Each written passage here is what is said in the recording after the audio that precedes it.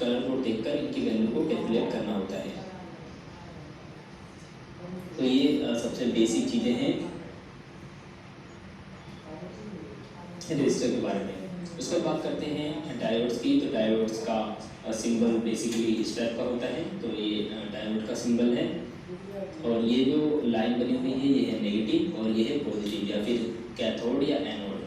अगर हम इसको फॉरवर्ड में लगाते हैं किसी भी सर्किट में तो इसमें से करंट फ्लो होता है, और लेकिन अगर इसे हम गलत तरीके से लगाते हैं, इस तरीके से लगाते हैं, तो इससे क्या होता है कि ये करंट फ्लो नहीं होता है। यानी कि डायोड एक ऐसा कंपोनेंट है जो कि करंट को एक तरफ फ्लो होने देता है, दूसरी तरफ वो करंट को फ्लो नहीं होने देता। तो इसको बहुत सारे एप्लीकेशन हैं, जैसे कि इससे एसी से डीसी कन्वर्ट करते हैं, इससे हम किसी अनवांटेड जहाँ पे हम करंट को एक तरफ फ्लो कराना चाहते हैं उस तरफ फ्लो कराते हैं। जैसे कि आपने कोई बैटरी लगा रखी है यहाँ पर और एक चार्जर लगा रखा है, तो आप ये नहीं चाहेंगे कि बैटरी चार्जर को वापस करंट प्रोवाइड करे जब चार्जर चल ना रहा हो। इस केस में भी डायोड का यूज़ करते हैं। तो मेनली सबसे ज़्यादा एसी को डीसी में कन्वर्ट करने के लिए डायोड्स यूज़ होते हैं।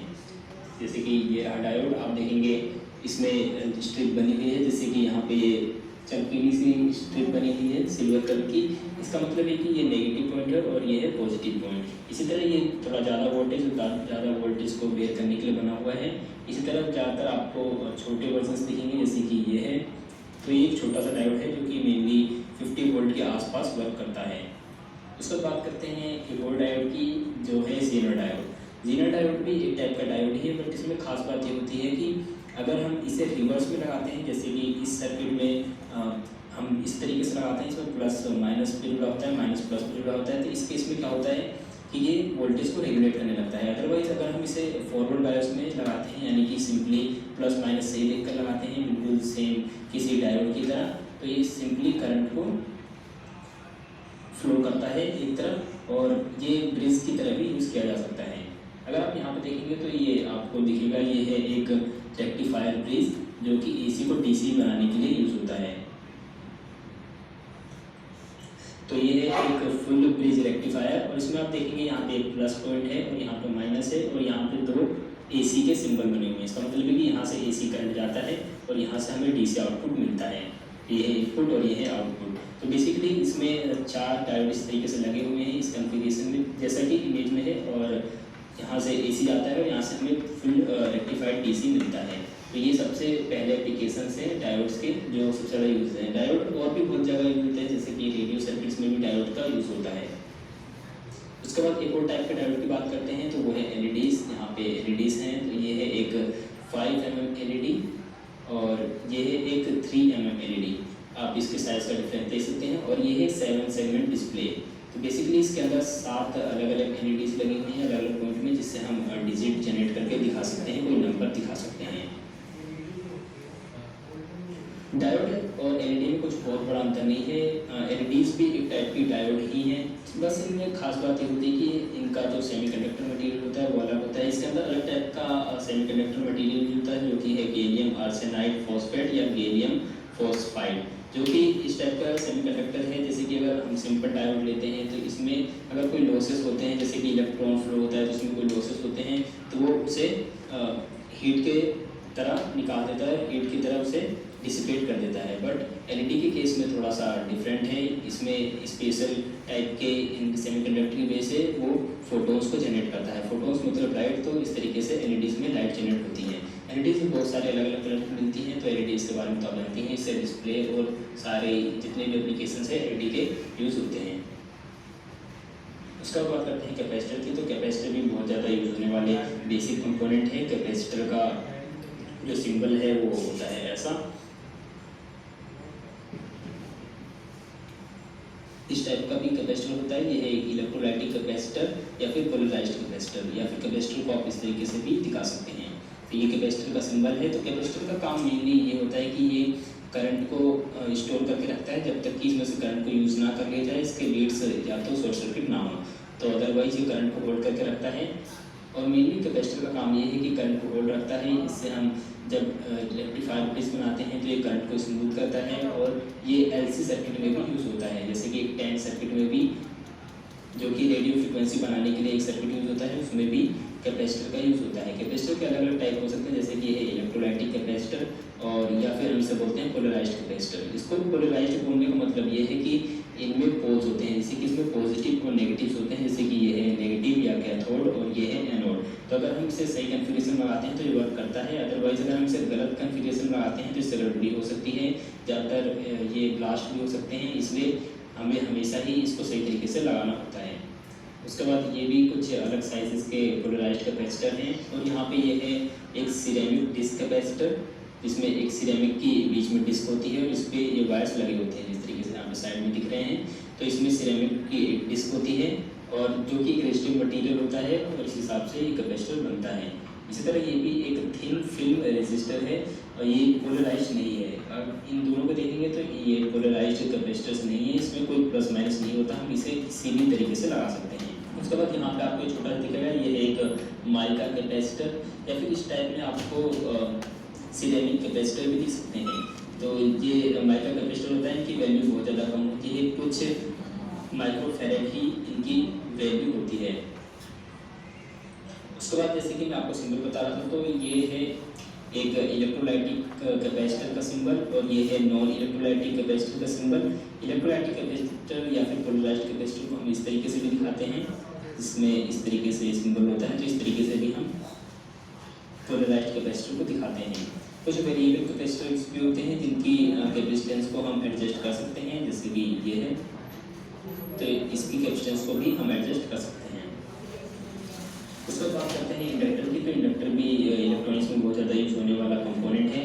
तो बेसिकली इंडक्टर कुछ नहीं होता है, जिस तरीके से अगर हम इसको देखें तो ये एक सिंपली वायर होता है जो कि इस तरीके से लपेटा हुआ होता है, या तो किसी कोर में लपेटा होता है, जैसे कि एक फेराइट में लपेटा हुआ है, या फिर सिंपली ऐसा भी हो सकता है जिसमें कोई कोर ना हो, तो इसे बोलते हैं हम कोर टाइप, और इसे बोलते हैं एयर कोर टाइप, क्योंकि इसमें एयर का कोर है यानी कुछ भी नहीं है, तो इसे हम एयर कोर टाइप बोलते हैं। इनकी वैल्यू बहुत ज़्यादा कम होती है। और जो एप्लीकेशन है यहाँ पे इंडक्टर्स का, वो ये है कि जब इंडक्टर में करंट फ्लो होता है इस साइड से, तो थोड़ा लैग करता है, यानी कि यहाँ पे मैग्नेटिक फील्ड बनता है, और वो मैग्नेटिक फील्ड जब तक बनता है, जब तक वो मैग्नेटिक फील्ड कंप्लीट ना हो जाए, और उसके बाद यहाँ से करंट फ्लो होता है। तो हम इसकी वैल्यू को सही तरीके से एडजस्ट करके हम चाहे तो एसी को ब्लॉक कर सकते हैं और डीसी को पास करने दे सकते हैं इस सर्किट में। तो ये भी एक एप्लीकेशन है। इसमें इसका दूसरा एप्लीकेशन ये भी है कि ये नॉइज़ फिल्टरिंग करता है। अगर यहाँ से कोई सिग्नल आता है तो उसको फिल्टर करता है और नॉइज़ को रिड्यूस करता है। ये सबसे बड़ा एप्लीकेशन है इंडक्टर का। इंडक्टर का अगर हम सिंबल देखें तो इंडक्टर का सिंबल बेसिकली एक कोयल होता है, जैसे कि ये कोयल है, तो इस कोयल से ही दिखाते हैं। तो आप इससे समझ सकते हैं कि ऐसा सिंबल हम हर जगह दिखाते हैं, चाहे मोटर्स हों या फिर मोटर्स में भी हम इस टाइप का सिंबल दिखाते हैं, या फिर ट्रांसफॉर्मर भी एक टाइप का इंडक्टर ही होता है। तो ट्रांसफॉर्मर भी बिल्कुल इंडक्टर ही है, पर उसमें थोड़ा सा कंसेप्ट अलग होता है, जैसे कि उसमें दो कोयले साइड बाय साइड होती हैं, जिसे हम म्यूचुअल इंडक्टेंस बोलते हैं, और जिसमें एक तरीके से दो इंडक्टर होते हैं। तो इस तरीके से ट्रांसफॉर्मर भी एक इंडक्टर ही होता है। इसके बहुत सारे अलग अलग टाइप हो सकते हैं, जैसे कि ये है टोरॉइड इंडक्टर, जो कि सबसे एफिशिएंट टाइप का इंडक्टर होता है। इसके अंदर आप देखेंगे इसमें 4 अलग अलग टाइप के वायर्स लगे हुए हैं। इसका मतलब है कि एक इंडक्टर में ही अलग अलग इंडक्टर्स आपको दिख जाएंगे। आपको इस टाइप के इंडक्टर दिखते हैं। इसमें बेसिकली ये दिखने में तो ट्रांसफॉर्मर जैसा लगता है, बट जरूरी नहीं है कि ट्रांसफॉर्मर ही हो, इंडक्टर भी हो सकता है। इसी तरह आप इस टाइप के भी इंडक्टर देख सकते हैं, जो कि बेसिकली पूरी तरीके से कवर्ड होते हैं। इसमें कोई नहीं दिखती है, बट अगर हम इसके आइसोलेशन को हटाते हैं तो इस टाइप का हमें कोयल अंदर देखने को मिलता है। तो ये भी एक टाइप का इंडक्टर ही है। इसी तरह ये भी एक छोटा सा इंडक्टर है, जो कि टोरॉइड टाइप का इंडक्टर है, और इनकी वैल्यू कुछ माइक्रो हेनरी ही होती है। इनकी वैल्यू पर डिपेंड करता है वो है कितनी बारी लपेटे हुए, इनका कोर है कि नहीं। अगर इसमें कोर होता है तो इसका मतलब इसकी इंडक्टेंस ज़्यादा होती है, अगर कोर नहीं है तो इंडक्टेंस इनकी कम होती है। उसके बात करते हैं इन कंपोनेंट्स की। तो ये हैं क्रिस्टल्स। तो क्रिस्टल बेसिकली इस टाइप का मटेरियल होता है जिसमें अगर हम बिजली देते हैं तो वो वाइब्रेट होते हैं कुछ खास फ्रीक्वेंसी पे।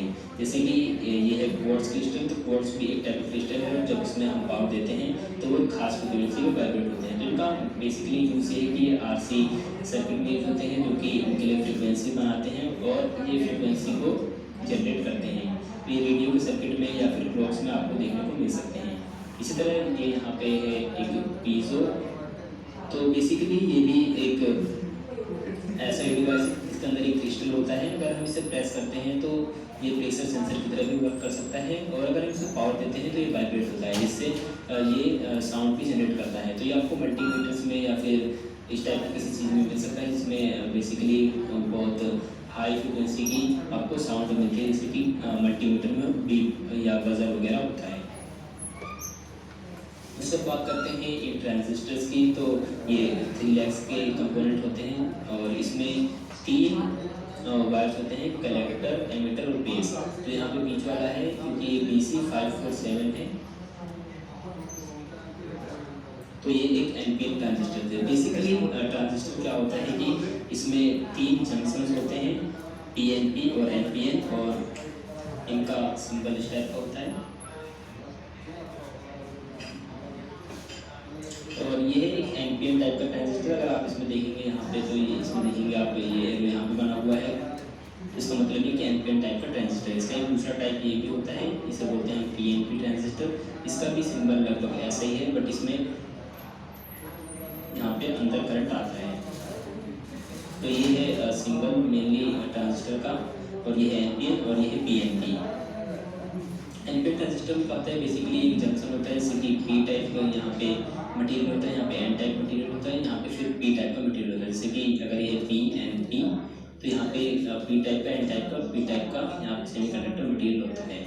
तो बेसिकली इसका काम ये होता है कि जब हम बहुत छोटे सिग्नल को, जैसे कि अगर ये एनपीएन है, तो यहाँ पे इसका जो बेस है इसमें हमें नेगेटिव करंट देना होता है। जैसे कि यहाँ पे पीएनपी है, तो यहाँ पे नेगेटिव है, तो ये नेगेटिव पॉइंट होता है, और ये सब प्लस होते हैं। तो यहाँ पे अगर हम नेगेटिव करंट प्रोवाइड करते हैं, तो ये इस और इस पॉइंट के बीच में रेजिस्टेंस को कम करता है, और इन दोनों पॉइंट के बीच में करंट फ्लो होने लगता है। तो इसका मतलब ये है कि बेसिकली एम्पलीफिकेशन के लिए, और बहुत ज़्यादा जो वीक सिग्नल्स होते हैं, या फिर किसी सिग्नल से जो कि बहुत कम वैल्यू के होते हैं, बहुत कम करंट के होते हैं, उनको एडजस्ट करता है और उनको एम्पलीफाई करके स्विचिंग के लिए यूज़ करता है। इस तरीके से हम स्विचिंग के लिए बेसिकली यूज़ करते हैं और एम्पलीफिकेशन के लिए यूज़ करते हैं। अगर एनपीएन के केस में देखा जाए, तो एनपीएन में हमें बेस में, या फिर जो इसका बेस है वो होता है पॉजिटिव, तो हमें यहाँ पे पॉजिटिव करंट देना होता है। जब हम इसमें पॉजिटिव करंट देते हैं तो ट्रांजिस्टर वर्क करने लगता है, और इसके एमिटर और कलेक्टर के बीच में बहुत ज़्यादा डिस्टेंस कम हो जाता है, और करंट इसमें से फ्लो होने लगता है। तो ये सबसे बड़ा एप्लीकेशन है। तो इसके बहुत सारे एप्लीकेशन है। ट्रांजिस्टर एक ऐसी चीज़ है कि जो कि इलेक्ट्रॉनिक्स में सबसे इंपॉर्टेंट चीज़ों में से है, कि बिना ट्रांजिस्टर के कंप्यूटर्स या फिर जितने भी ये कंपोनेंट्स से वर्क नहीं करेंगे, क्योंकि इन सब के अंदर ट्रांजिस्टर ही एक बेसिक चीज़ होती है। उसका जो अगला लेवल है वो है मॉसफेट। तो मॉसफेट भी एक टाइप का ट्रांजिस्टर है। मॉसफेट का मतलब होता है metal oxide semiconductor field effect transistor. तो बेसिकली ये भी एक ट्रांजिस्टर है। अगर हम ट्रांजिस्टर को क्लासीफाई करें, तो ट्रांजिस्टर का क्लासिफिकेशन कुछ इस टाइप का होता है। सबसे पहले इसमें आते हैं ट्रांजिस्टर। ट्रांजिस्टर भी इसमें 2 टाइप के होते हैं, बीजेटी। बीजेटी का मतलब होता है बाइपोलर जंक्शन ट्रांजिस्टर, और दूसरे में आते हैं फैट, इसको बोलते हैं फील्ड इफेक्ट ट्रांजिस्टर। तो इस तरीके से बेसिकली इसका क्लासिफिकेशन होता है। और बीजेटी में पीएनपी और एनपीएन ट्रांजिस्टर आते हैं। फैट में ही जेफेट और मॉसफेट्स आते हैं। तो ये है बेसिक क्लासिफिकेशन है ट्रांजिस्टर की। मॉसफेट में थोड़ा अलग इसका स्ट्रक्चर होता है, इसकी वर्किंग थोड़ी अलग होती है। जैसे कि ट्रांजिस्टर करंट कंट्रोल डिवाइस होते हैं। ट्रांजिस्टर को अगर हमें ऑन करना है, तो कुछ स्पेसिफिक अमाउंट में उसको बेस में करंट देना होता है।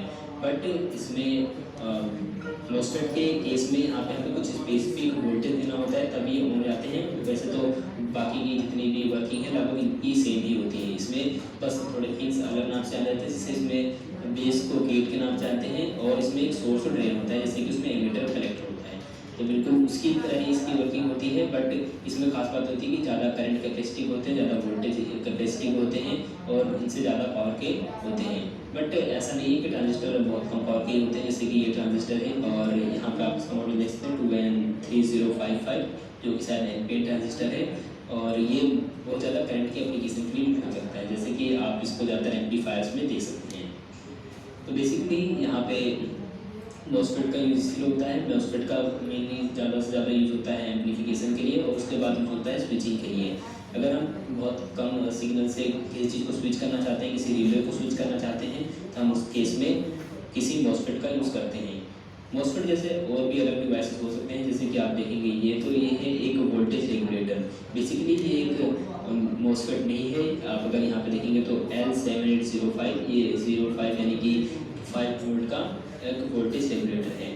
इसके जो बेस में यहाँ पे आपको दिखेगा, ये है हीट सिंक लगाने की जगह। इसमें जिस तरीके से ये यहाँ पे लगा हुआ है, इसमें हीट सिंक लगाया जाता है, जिससे ये ज़्यादा मैक्सिमम आउटपुट दे सकता है।